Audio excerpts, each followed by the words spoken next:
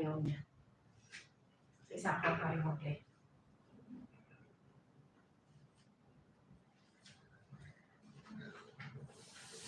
Thank you so much everyone. Naka-ano na tayo, naka 35 minutes na tayo.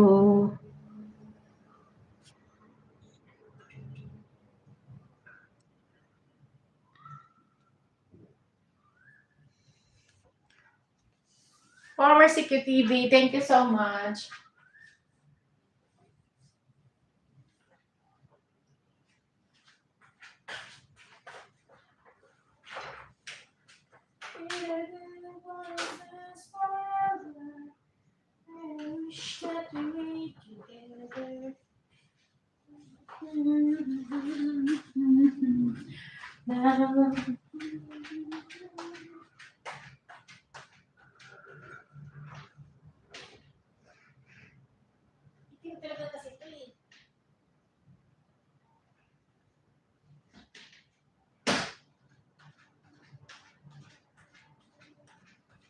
Uy, baka mag-ano ito.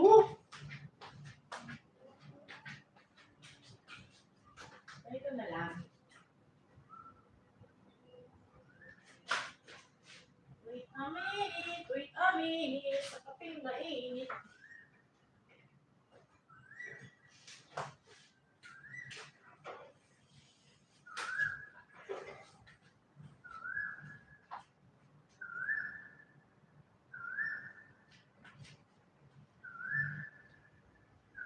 Nakalay ba si ano?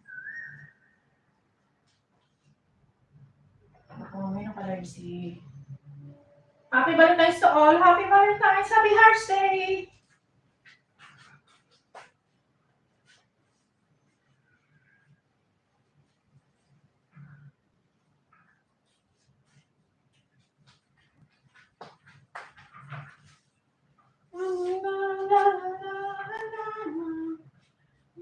Di ba hindi naman kailangan talaga na ang Valentine's Day is a very special day. Dahil, ibig ko sabihin yung iba, hindi na talaga special yung yung Valentine's Day.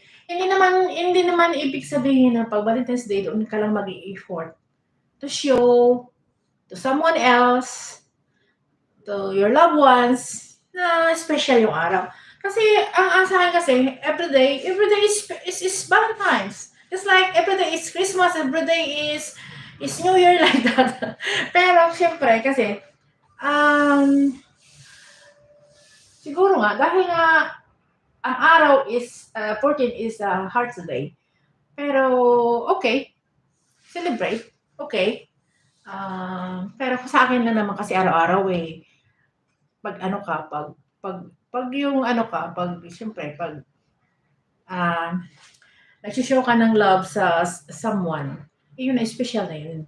Saka everyday naman is Valentine's para sa atin. Hindi lang yung every February 14 doon ka lang mag-i-effort. Everyday effort para sa ating mga mahal. Oh! Mahal ka dyan. Mahal ang bigas. Joke. Oo naman, mahal ang bigas. Hindi. Totoo. Ako, isipin mo na lang especially sa mga kasi sa mga may asawa na, syempre like me, hindi ko naman talaga na kailangan, well, dahil nga malayo kami, di ba? Okay na sa amin yung Happy Valentine's, sweetheart, Happy Valentine's, blah, blah, blah, blah, ganun. Pero kung sa mga singles or sa mga yung mag-asawa na siyempre magkalapit sila, ganun talaga. Pero pag ang asawa, hindi naman kailangan na yung babae o lalaki talagang ang sa akin lang, yung kasi yung showing na love mo siya everyday is okay na yun. Kasi hindi naman na kung pero kung very, very very, very sweet ka, well, flowers will do. Di ba? Pero sabi ko nga, hindi na kailangan yung maganon. Just hug and kiss and sabihin mo, happy Valentine's Day, sweetheart. Pero everyday naman is Valentine's para sa atin. Wow! Wow! Ang sweet! Ang sweet!